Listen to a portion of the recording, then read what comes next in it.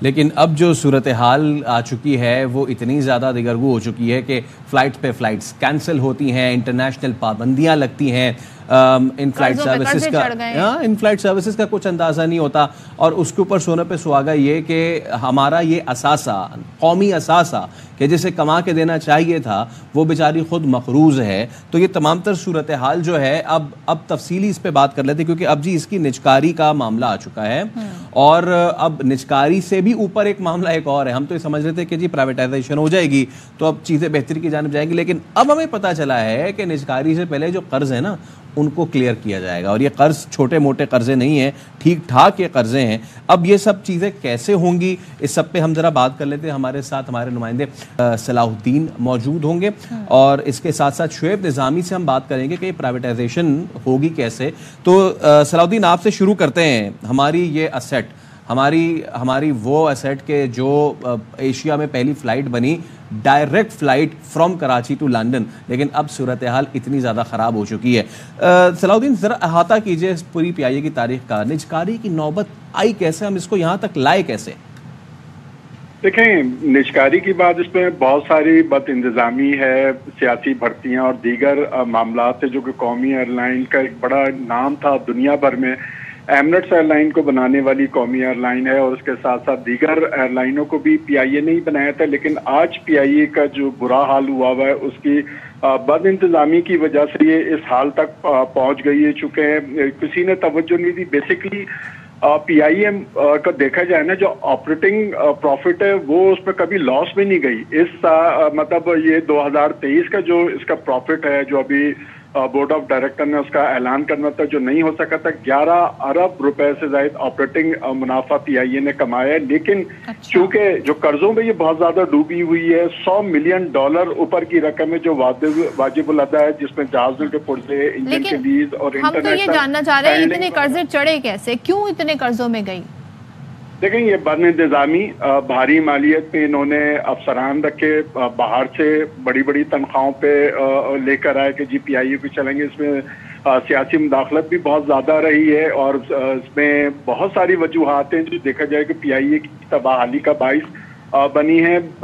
میں ابھی یہ بتاتا چلوں آپ کو، حکومتی گارنٹی پر پی آئی اے نے 270 ارب روپے کا قرض لیا ہوا ہے، جس میں نیشنل بینک ہے، پنجاب بینک ہے، 8 کمرشل بینکوں سے قرضہ لیا ہوا ہے. جبکہ ان کی ادائیگیاں بھی ایک وہ، کیونکہ نجکاری کے اس لیے ہوتی ہے کہ نجکاری سے پہلے حکومت کو تمام قرضے ادا کرنے ہوں گے. جب تک یہ قرضے ادا نہیں کریں گے اس وقت تک نجکاری ممکن نہیں ہو سکے گی. دوسرا، کل ایک بڑی بیٹھک ہوئی ہے اسلام آباد میں، بورڈ آف ڈائریکٹر کا بھی اجلاس ہوا، جس میں اہم فیصلے بھی کیے گئے ہیں، جس میں وفاقی کابینہ نے پی آئی اے کے نئے بورڈ آف ڈائریکٹرز کی منظوری دی تھی، اور اس کے ساتھ ساتھ ایس ای سی پی سی کے قوانین کے تحت پی آئی اے کے اہم فیصلوں کے متعلق بورڈ سے منظوری لینا بھی بہت ضروری ہے. چونکہ اس میں یہ بھی فیصلے کیے گئے جن ملازمین کی سروس 4 سال رہ گئی ہے انہیں ریٹائر کرنے کی بھی تجویز کی گئی ہے نجکاری سے قبل. رضاکارانہ ریٹائرمنٹ بہت سارے معاملات ہیں نجکاری سے پہلے، ابھی تو بہت سارے مرحلے ہیں جو طے ہونے ہیں. ساتھ ہی رہیے گا، اس پر بات کر لیتے ہیں. شعیب نظامی ہمارے ساتھ ہیں.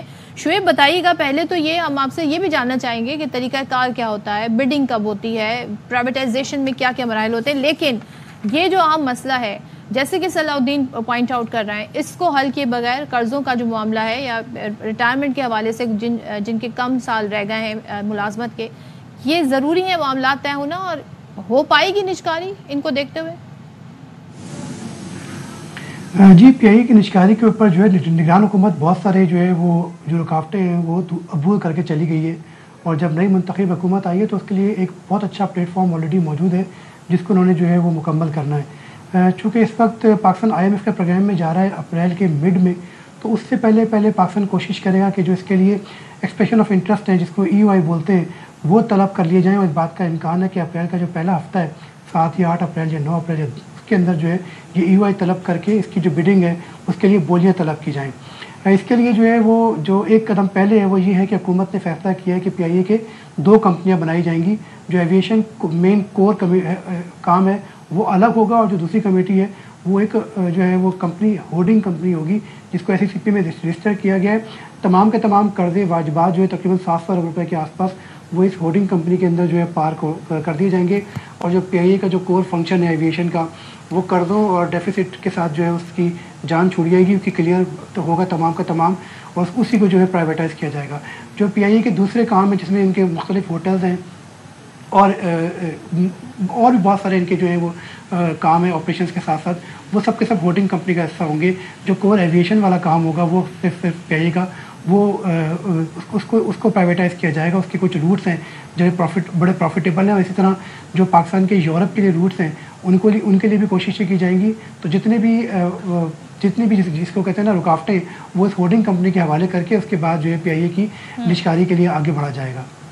अच्छा, और शुएब ये भी बताइएगा बिडिंग का तरीक़ाकार, और साथ में ये भी पड़ोस मुल्क एयर इंडिया जो था उसके भी हालत इतनी ख़राब हो गई थी, उन्होंने उसको प्राइवेटाइज़ किया, अब वो प्रॉफिटेबल इदारा हो चुका है।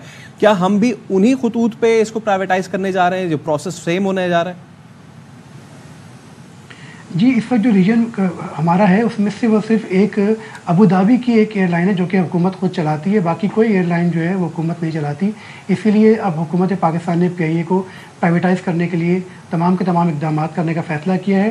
साथ साथ ये फ़ैसला भी किया गया है कि जो PIA की माली हालत है उसको बेहतर बनाया जाएगा ताकि इसकी अच्छी प्राइस मिल सके। अगर इसको बहुत नुकसानात में और इसकी शेयर वैल्यू को बहुत नुकसानात में, इसके डेफिसिट को बहुत ज़्यादा नुकसानात में बेचा जाएगा तो औने पौने हुकूमत जो है वो PIA प्राइवेटाइज़ करना नहीं चाहती।